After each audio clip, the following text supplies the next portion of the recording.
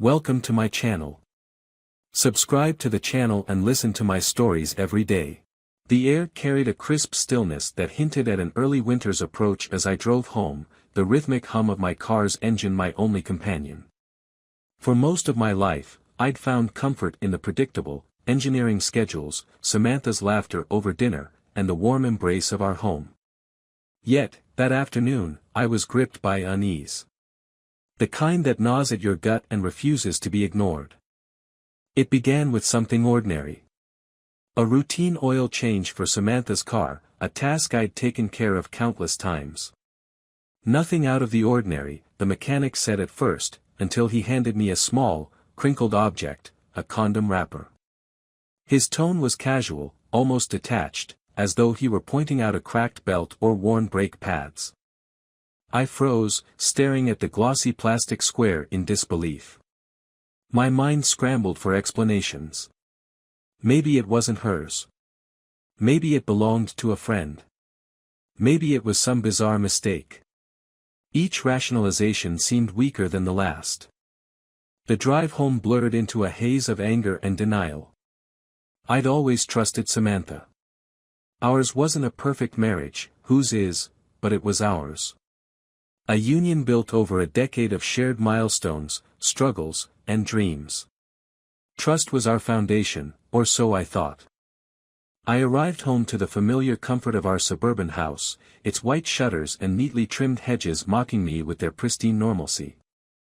Samantha wasn't home yet, so I laid the wrapper on the dining table and poured myself a whiskey. The burn did little to calm me, but it gave me something to focus on as I waited. When Samantha finally walked through the door, her usual smile faded as soon as her eyes landed on the table. She glanced from the wrapper to me, her expression shifting from confusion to a flicker of guilt. That flicker was all I needed. "What's this, Sam?" I asked, my voice betraying none of the rage boiling beneath the surface. She hesitated, her hands gripping the strap of her bag. "Alex, I don't know what you're talking about." "Don't play dumb," I snapped, louder than I intended. "I found this in your car. Care to explain?" Her silence stretched, her eyes darting around the room as though the walls might offer an escape. Then came the excuses. "It's not what you think. Someone must have left it there. Maybe from work. You know how things get shuffled around." "Really?" I said, my tone dripping with sarcasm. "Someone just left it there. In the car you drive every day." Her face crumpled, and she sighed. "Fine. I'll admit it looks bad, but it doesn't mean anything. You're blowing this out of proportion." I wanted to scream, to lash out, but years of practice as a methodical problem solver kicked in. "Then explain it," I demanded, my voice steady. "Who? When? Why?" Her answers were evasive, each one digging a deeper pit of distrust between us. Finally, she admitted it. "It was a mistake," she whispered, tears welling in her eyes. "I didn't mean for it to happen." Her words hit like a sledgehammer, shattering the illusion of our life together. I thought of the sacrifices I'd made, late nights working overtime to finance her design business, the vacations postponed for home projects, the quiet pride I'd felt in building a life with her. "A mistake?" I echoed, my voice trembling with controlled fury. "How long has this mistake been going on?" She looked away, refusing to answer, and in that silence, I saw the depth of her betrayal. "Months, perhaps years." My mind raced through the small inconsistencies I'd brushed aside, her sudden interest in evening yoga classes, the extra hours at the office, the nights she'd come home smelling faintly of cologne that wasn't mine. "You selfish," I stopped myself, breathing hard. Losing control wouldn't help. She stood there, arms crossed, tears streaming, as though she were the victim. "I felt neglected," she said finally, her voice small. "You're always working. I didn't know how to talk to you." "Neglected?" I repeated, incredulous. "You felt neglected, so you cheated?" The conversation spiraled into a blur of accusations and half-hearted apologies. I felt like I was drowning, every word dragging me deeper. At some point, she retreated to the bedroom, leaving me alone with my anger and a nearly empty whiskey bottle. I sat there for hours, the weight of her confession pressing down like a vice. Was this the end? Could we come back from this? The questions churned in my mind until exhaustion claimed me. The next morning, Samantha tried to act as though nothing had changed. She greeted me with a soft, "Good morning," and went about her routine. I couldn't stomach it. Her betrayal hung between us like a dark cloud, suffocating and inescapable. "I'm going out," I muttered, grabbing my keys. "Where?" she asked, her voice tinged with worry. "To clear my head," I said without looking back. I drove aimlessly, the city blurring past, until I found myself at a park we used to visit. Sitting on a weathered bench, I replayed our life together, the good, the bad, and the moments I'd taken for granted. Her betrayal was a jagged wound, but beneath the anger was something worse, the realization that I hadn't seen it coming. As I watched children playing on the swings, a steely resolve took root. I wouldn't let this define me. If Samantha thought she could betray me and walk away unscathed, she was sorely mistaken. The first step was clarity. I needed to know the full extent of her deceit. And then, I would make her understand the true cost of betrayal. The next few days felt surreal, like living in a world where gravity had suddenly shifted. Samantha and I barely spoke, and when we did, it was terse and transactional. She seemed to think we could just sweep her betrayal under the rug, but I couldn't let it go. Every moment in her presence was a reminder of the fracture she had caused. I knew I needed answers, real ones. I started with the car. If she'd been careless enough to leave behind a condom wrapper, what else might she have overlooked? Armed with a flashlight and rubber gloves, I methodically searched the vehicle.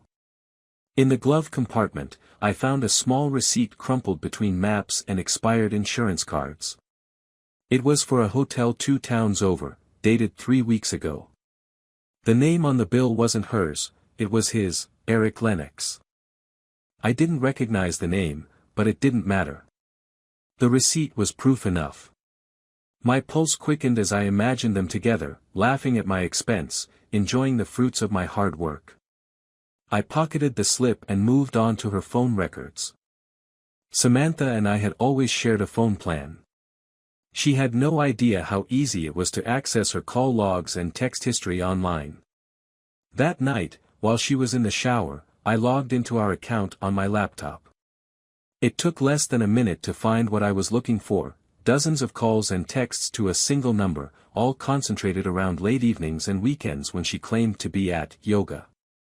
I copied the number into a reverse phone lookup tool and held my breath. Moments later, the name appeared, Eric Lennox. My stomach churned. Not only had she betrayed me, but she'd done so repeatedly, brazenly, right under my nose. It wasn't enough. I needed more. I needed the full picture. The following day, I hired a private investigator. His name was Derek Morgan, a no-nonsense man in his 50s with salt and pepper hair and a demeanor that radiated quiet efficiency. He didn't judge, he'd seen it all before.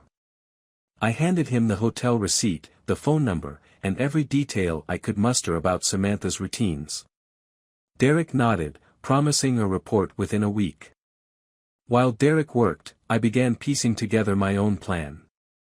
I couldn't let Samantha think she'd won, that her actions would go without consequence. But revenge wasn't just about punishing her, it was about reclaiming my dignity and ensuring I came out of this stronger. That week felt like a slow crawl through a nightmare. Samantha acted as though everything was fine, making dinner, asking about my day, even trying to initiate intimacy. Each attempt was like a slap in the face.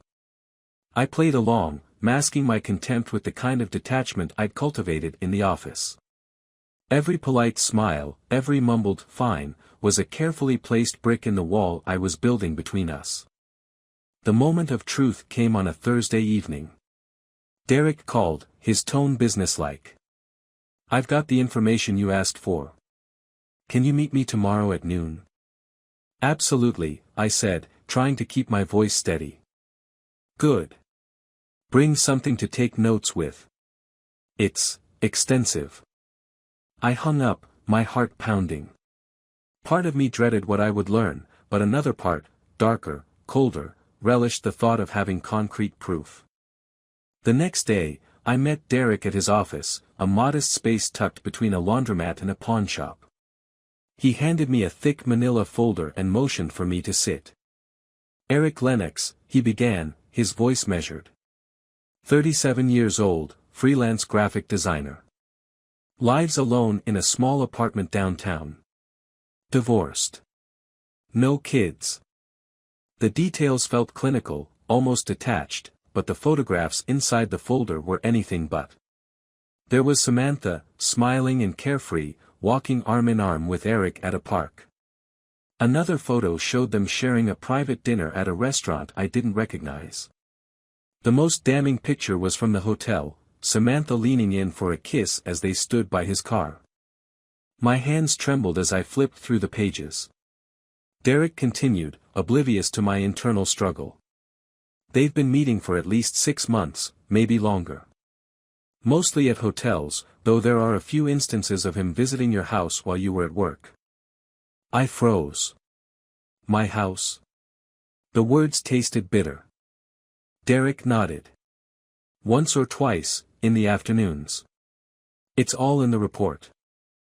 I clenched my jaw, staring at the images of Samantha's betrayal. She hadn't just cheated, she'd desecrated the sanctity of our home. That was the breaking point. "Thank you, Derek," I said, standing abruptly. "This is exactly what I needed." His gaze softened, a hint of pity in his eyes. "If you need anything else, let me know. And Alex? Don't let this consume you." I nodded, not trusting myself to speak, and left the office. At home, I locked myself in my office and spread the evidence across my desk. The pieces formed a grotesque puzzle, each one confirming what I already knew: Samantha had chosen to destroy our life together. I spent hours poring over the details, alternating between fury and despair. By the time I emerged, I had a plan. That evening, Samantha greeted me with her usual cheery facade. "How was your day?" she asked, stirring a pot of pasta. "Busy," I replied, forcing a smile. "Yours?" "Fine," she said, her tone casual. "Just the usual." I fought the urge to confront her then and there, to throw the photographs in her face and demand answers. But I held back. The time for confrontation would come, but not yet. For now, I needed her to believe I was oblivious, that I still trusted her. As we sat down for dinner, I asked her about her weekend plans. Her eyes flickered for a moment before she answered. "I've got a yoga retreat Saturday. Just for the day." "Sounds nice," I said, masking my sarcasm. "You deserve it." She smiled, relief washing over her features. She thought she was in the clear. She had no idea what was coming. Saturday morning dawned crisp and clear, a perfect autumn day. Samantha was up early, bustling around the house as she packed for her so-called yoga retreat. I watched her from the kitchen, sipping my coffee, my face an unreadable mask. "You're sure you don't mind?" she asked, glancing over her shoulder. "Not at all," I replied evenly. "You deserve some time to yourself." Her smile was fleeting, almost hesitant, as though she feared I might change my mind. But she didn't linger. Minutes later, she kissed me on the cheek, a gesture that felt hollow, and walked out the door, yoga mat tucked under her arm. I waited until her car disappeared down the street before springing into action. My phone buzzed with a text from Derek. "Target left residence. GPS tracking enabled. She's en route to Lennox's apartment." So predictable, I thought, a bitter smirk tugging at the corners of my mouth. It was time to put my plan into motion. The first stop was the bank. I'd already arranged to withdraw the majority of funds from our joint account, leaving just enough to cover her upcoming bills. The clerk raised an eyebrow but said nothing as I walked away with a cashier's check made out to myself. Next, I met with my lawyer, Melissa Grant, a no-nonsense professional with a reputation for dismantling marital deception. She had reviewed Derek's findings earlier in the week and was ready to act. "Are you sure about this?" Melissa asked, her eyes scanning the signed divorce papers I handed her. "Positive," I said, my voice steady. "She made her choices. Now I'm making mine." Melissa nodded and slid the folder into her briefcase. "Consider it done. She'll be served on Monday." I left her office feeling lighter, though I knew the hardest part was yet to come. By early afternoon, Samantha's car was parked outside Eric's apartment, just as Derek predicted. I waited down the street, Derek's updates coming through in real time. Subject entered residence. No sign of departure. Perfect. I stepped out of my car and retrieved the manila folder from the passenger seat. Inside were copies of the damning photographs, financial records, and the hotel receipt. A gift, carefully curated for Samantha's paramour. I reached Eric's building and rang the buzzer. His voice crackled through the intercom, casual and unsuspecting. "Yeah. This is Alex," I said. "Samantha's husband. We need to talk." There was a long pause, followed by the sharp buzz of the door unlocking.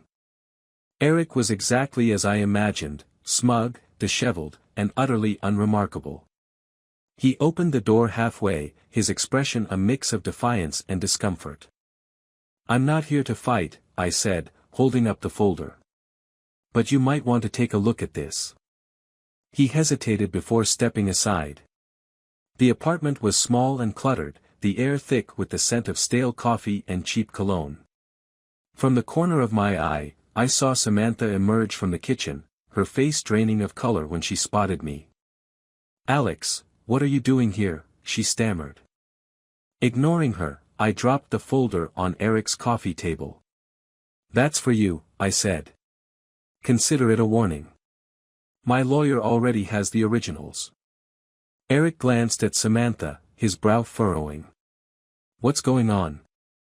"Ask her," I said coldly. "She's good at spinning stories." Samantha stepped forward, her hands outstretched in a placating gesture. "Alex, please, let's talk about this." "Talk?" I barked, my composure cracking. "You don't get to talk. You lied to me, betrayed me, and brought this scumbag into my life. There's nothing left to say." I turned to leave, pausing only to deliver one final blow. "Oh, and Samantha. Don't bother coming home. The locks will be changed by the time you get there." Her gasp followed me out the door. Back at home, I wasted no time clearing out Samantha's belongings. Clothes, shoes, photo albums, everything she might want was packed into boxes and left on the porch. By the time I finished, the sun was beginning to set, casting long shadows across the driveway. As promised, a locksmith arrived that evening to replace the locks. When he finished, he handed me the new keys with a knowing look. "Rough day?" he asked. "You could say that," I replied, pocketing the keys. He nodded, not pressing further, and left me alone in the quiet of my freshly fortified home. The rest of the weekend passed in a strange haze. I avoided social media, knowing Samantha would likely be spinning her version of events. Instead, I focused on organizing my life without her. I contacted friends and family, letting them know what had happened in the simplest terms. Most were shocked, some supportive, others awkwardly neutral. By Sunday night, the house felt emptier but not lonelier. For the first time in years, I didn't feel the weight of Samantha's presence, a mix of grief and relief I hadn't anticipated. Monday morning arrived with a sense of grim finality. I sat by the window, sipping coffee, when a black sedan pulled into the driveway. A man in a sharp suit stepped out, a thick envelope in hand. Samantha, dressed in her usual business attire, exited the passenger side and walked toward the house. When she tried the door and found it locked, her expression twisted into confusion. She knocked, her fist pounding against the wood. "Alex," she shouted. "Open the door." I stayed seated, watching as the man beside her handed her the envelope. Her face paled as she opened it, scanning the contents. The realization hit her like a physical blow. "Divorce papers," I muttered to myself, taking another sip of coffee. Samantha's pleas grew louder, more desperate, but I didn't move. Let her scream. Let her cry. She had made her bed, now she could lie in it. Finally, she stormed back to the car, her shoulders slumped in defeat. The sedan disappeared down the street, leaving nothing but silence in its wake. For the first time in weeks, I felt a sense of peace. The reckoning was over. My life, fractured as it was, could finally begin again. The days that followed were quiet, almost unnervingly so. Samantha didn't reach out again, save for a brief email acknowledging the divorce papers and requesting a meeting to discuss the logistics. I ignored it. My lawyer had instructions to handle everything. I began piecing my life back together, rediscovering the parts of myself that had been overshadowed by our fractured marriage. My evenings were no longer consumed with tiptoeing around Samantha's moods or ignoring the gnawing feeling that something was wrong. Instead, I immersed myself in my hobbies, working on the old Mustang in the garage, running along the nature trails near my home, and even reconnecting with friends I'd neglected over the years. But peace didn't come without a lingering sense of unfinished business. I couldn't shake the thought of how easily Samantha had lied, how effortlessly she had dismantled what I believed was a solid marriage. There were still questions, fragments of the story I hadn't pieced together. I told myself it didn't matter, I had what I needed to move on. Yet, some part of me refused to let it rest. One evening, while sorting through the last of Samantha's belongings, I came across a small, unassuming leather-bound notebook wedged in the back of a drawer.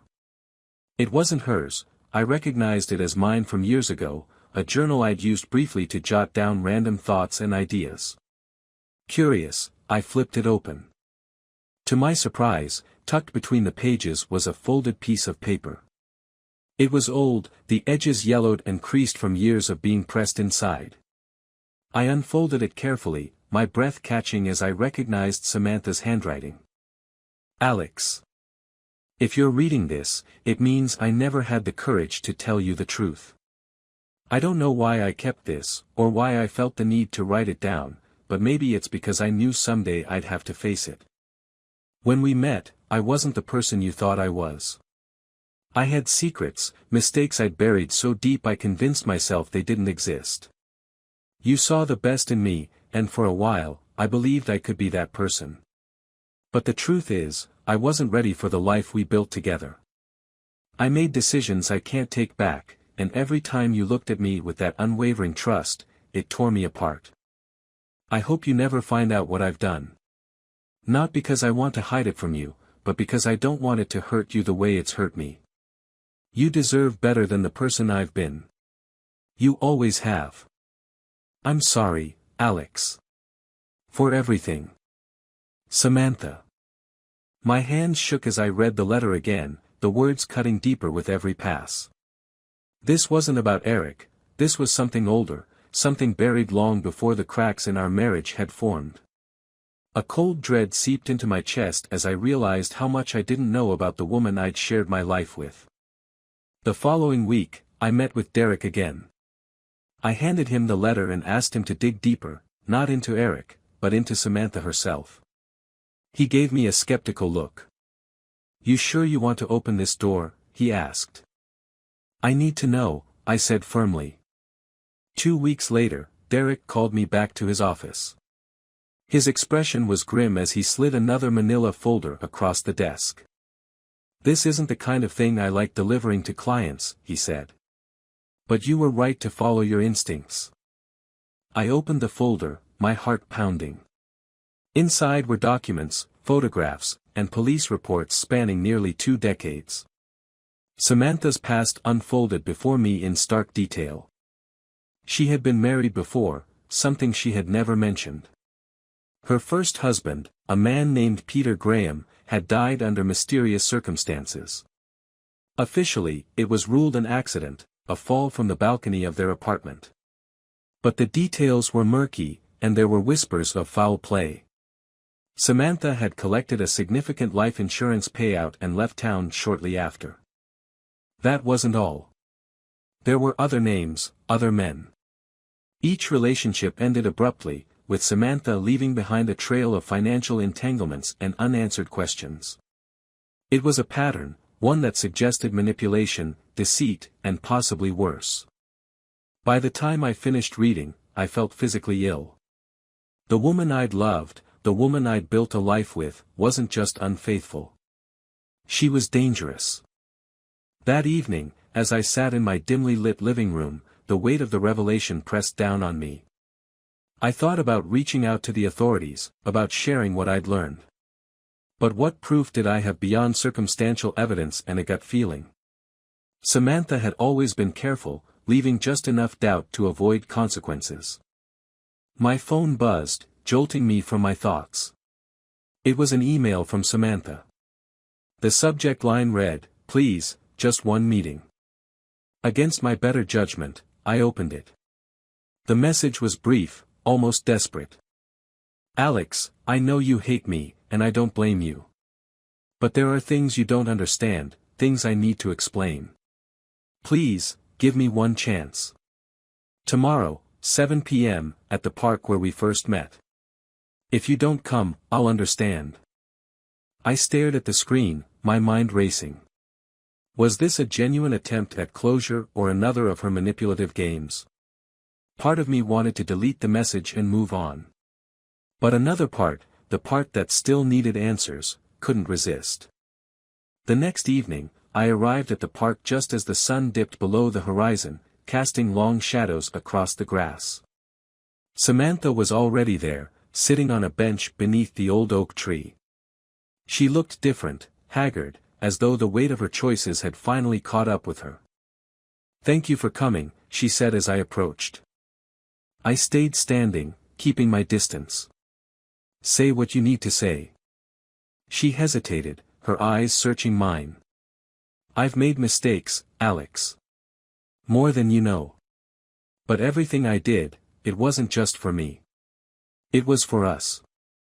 I laughed bitterly. "Us? You think betrayal and lies are for us? You don't understand," she said, her voice cracking.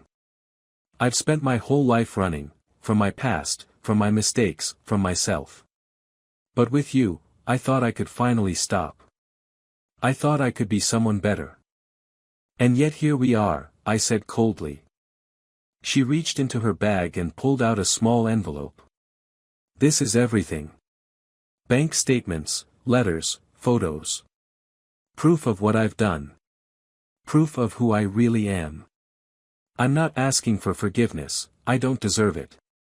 I just wanted you to know."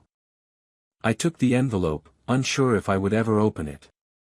Samantha stood, tears streaming down her face. "I'll leave you alone now," she said. I'm sorry, Alex. For everything." She turned and walked away, disappearing into the gathering darkness. I stayed behind, staring at the envelope in my hands. It was heavy, not just with its contents, but with the weight of all that had been lost.